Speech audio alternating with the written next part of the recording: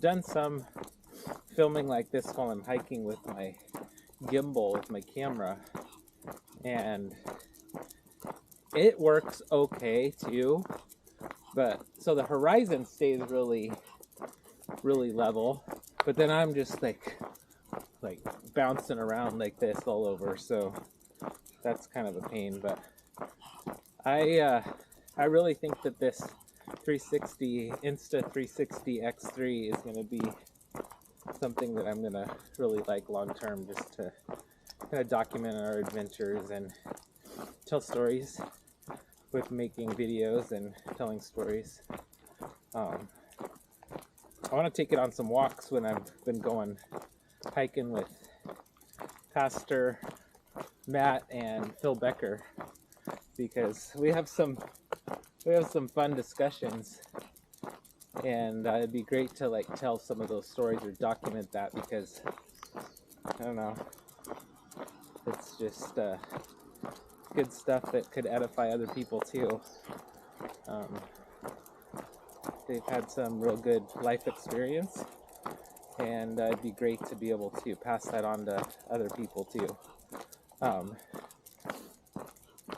in different ways. You know, Matt's a theologian and a Bible scholar and a lover of people. Phil is too, but in a different way, right? So he has a perspective where is a little different than Phil's. Phil and I talk a lot about life too, but the squirrel up there in the tree. I don't know if you can see it up there, way up there.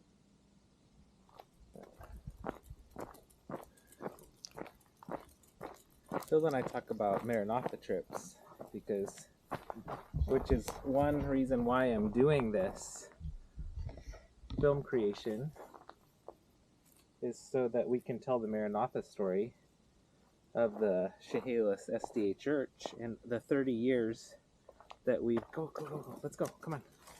The 30 years that people from the Chehalis Church have been going on mission trips and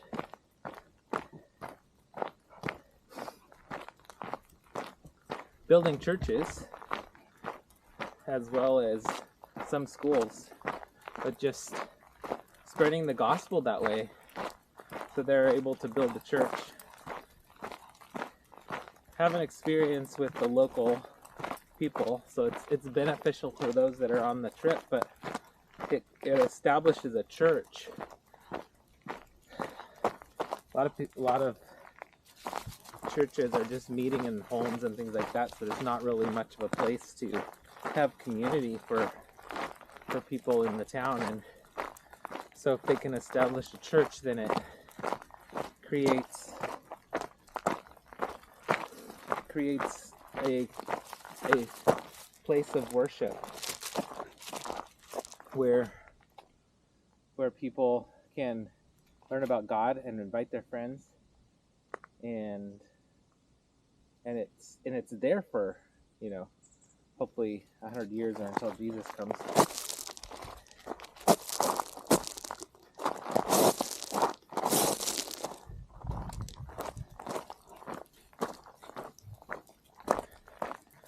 And so it's an investment in the people that are going, but not only just that, it's an investment in souls and God's kingdom, and furthering the spread of the gospel, and the soon coming, making hopefully the Christ's return even sooner.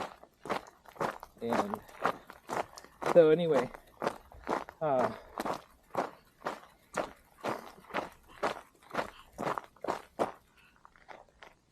it's my hope that I'll get better at filming and telling stories, and being able to document stories of other people, not just in a live interview, but maybe just like this, telling somebody's story. Or I'm also trying to learn some other ways to tell stories, or show what Maranatha has done, and via YouTube and the internet, using video, and also hopefully vlogging and interviewing people that may not be able to be present in person. So it's a whole new thing for me. Hey kids, come here. Stay. Come here, puppies. Yeah, you're free. Come here, Max. It's not, I mean, I wouldn't say, I guess, that it's brand new, but there's a big learning curve for me because there's a lot that I don't know about all of this. But I think if I focus on it, then it will get better.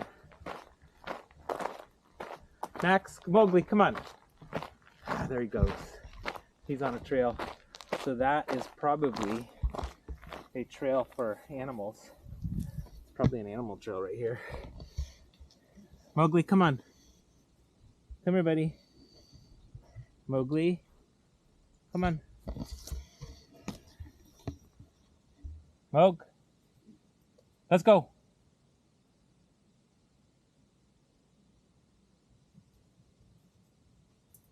Come here. Hey, buddy.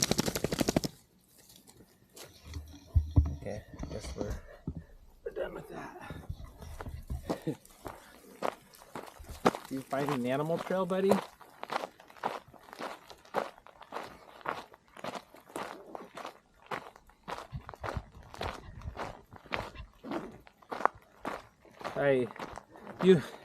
I kind of keep retelling this story because it's a common theme on my mind, especially when I'm videoing and when I have this shirt on and when I'm hiking, because I usually wear this shirt when I'm hiking because it's actually a pretty good exercise shirt.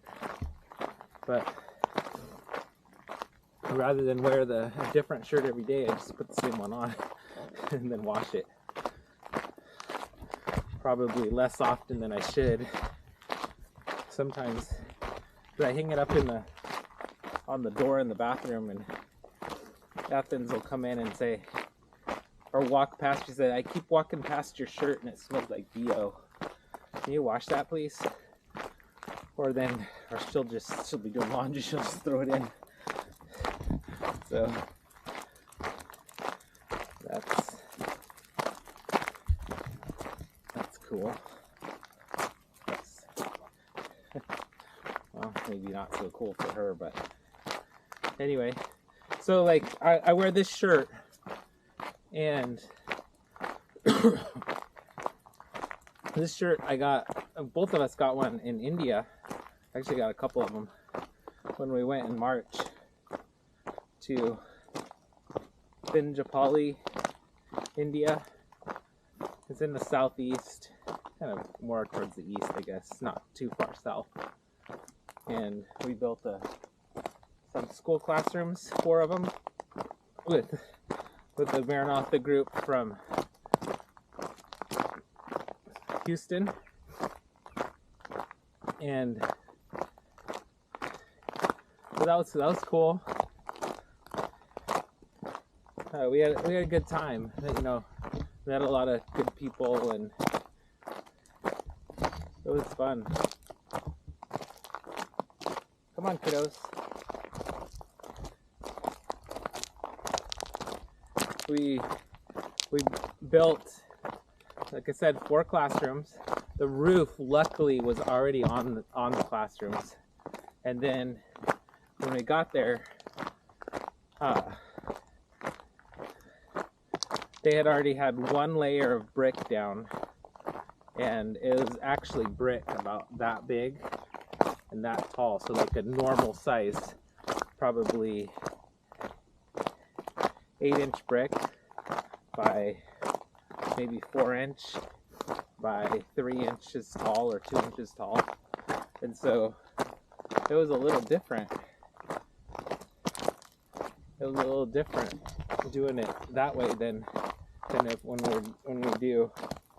we lay brick and build churches or classrooms.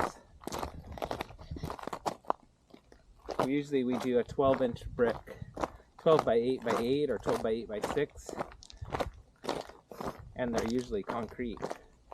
So they're thicker and they're heavier, but they also, when you lay a brick, it goes really fast because it goes up 12 inches and it goes up 8 inches and it goes out 12 inches every time you lay a brick, right? So it's just, and then we're used to that, so it was kind of a learning curve for us, because not only were they smaller,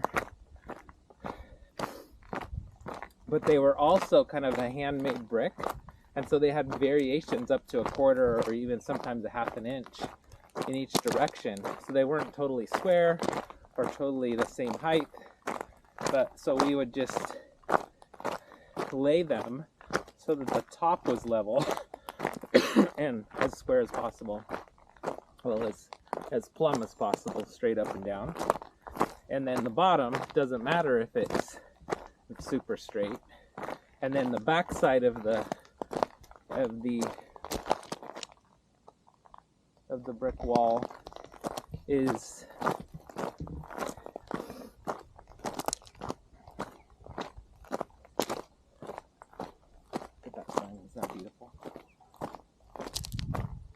the back side of the wall then it's not super straight, or it's I mean, it ends up looking pretty uniform, but it's kind of jagged because they're not, all of the bricks aren't the same length, and so, or the same width. And so the way we lay it is you lay them this way, two of them side by side, lengthwise along the wall, and then you switch and you lay them perpendicular to the other ones. So when you lay them perpendicular, the other side is kind of jagged because some of them aren't as long. So then, but if you line up one edge so that it's all plumb, then the other side ends up being fairly kind of uniformly ununiform, if that makes any sense. So then they just take and fill that up with mezcla. Well, that's the Spanish word. They in India call it masala. And so it made me always think when they said masala, it's like tiki masala or chicken masala, mas masala. So they would yell out masala, and it always made me think of food. But that was kind of funny. So it's interesting. The last time I hiked out here, there was all these daisies, these white daisies. I don't know if you've seen that video, because I hiked out here probably about a month ago, and I was talking about some of the same things. I'm kind of using this kind of as a documentation, just to kind of as a journal, like a personal journal. But then, you know, I've been, so then over time, it can kind of help me, you know. It's like, I don't know where it'll end up going, but I've been hearing from a few people that could help them too. And I know I've been watching some personal like talks and stuff about business and just about growth, and by watching other people's experience and stories, it helps me too in my journey, both in business and spiritually. So it's my hope that I can help as many people, and probably more people, than if I'm just talking one-on-one to people, even though that's important too, and I want to have those relationships as well, and I do. But I don't think it's necessarily healthy to just limit it to that. There's a lot of people out there that are hurting and in need of kind of some direction,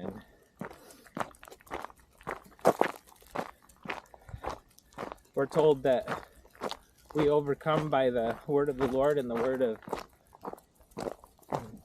the testimony of the saints. And also another quote that comes to mind is we have nothing to fear for the future unless we forget the way the Lord has led us in the past. As well as another quote that I like is not remembering where it's from, but it states that a man cannot fall amongst a multitude of counselors. And so if we have people in our lives that can help give us pointers of wisdom and how we've grown and how we're struggling and growing, then we can grow too. And I know in my life, I've really appreciated people in my life that have been able to help me. And so that's part of this too. You know, it's a documentation of the journey that God has me on, and it's kind of fun and exciting for me.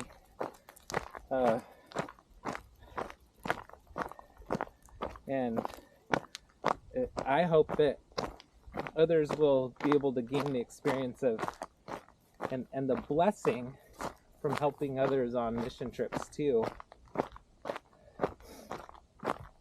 There's a lot of different people that you can do missions with. The one that we do it with is an organization called Maranatha. And it's been around for, I believe, over 30 years. I'm not sure exactly. But it's just a framework that you can, they already have kind of a lot of things done, so you don't have to recreate everything.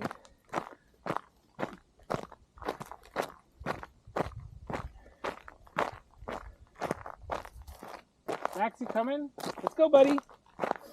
Mowgli, don't go over there. Hey, Mowgli.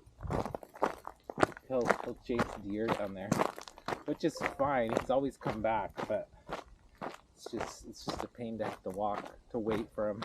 So I have all these thoughts in my mind as far as what I should talk about next. But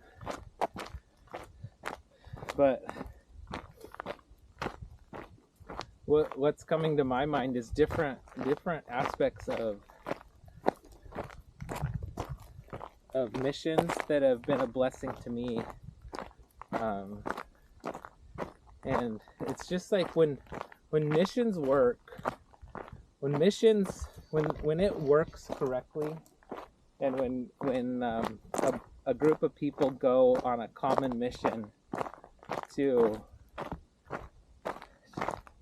with a common goal in one accord, and they work together to accomplish that, it is super powerful and it's fun. It's like you show up and you are serving God. So you go on this mission because you're called there by God to serve, and then while you're there, you get served too, and it's a huge blessing for you as well. And that's why once you go, you get hooked. I mean, anybody who's gone on a mission trip that I know of, I don't know of really very many, or anybody that I know of that hasn't continued to go on mission trips, because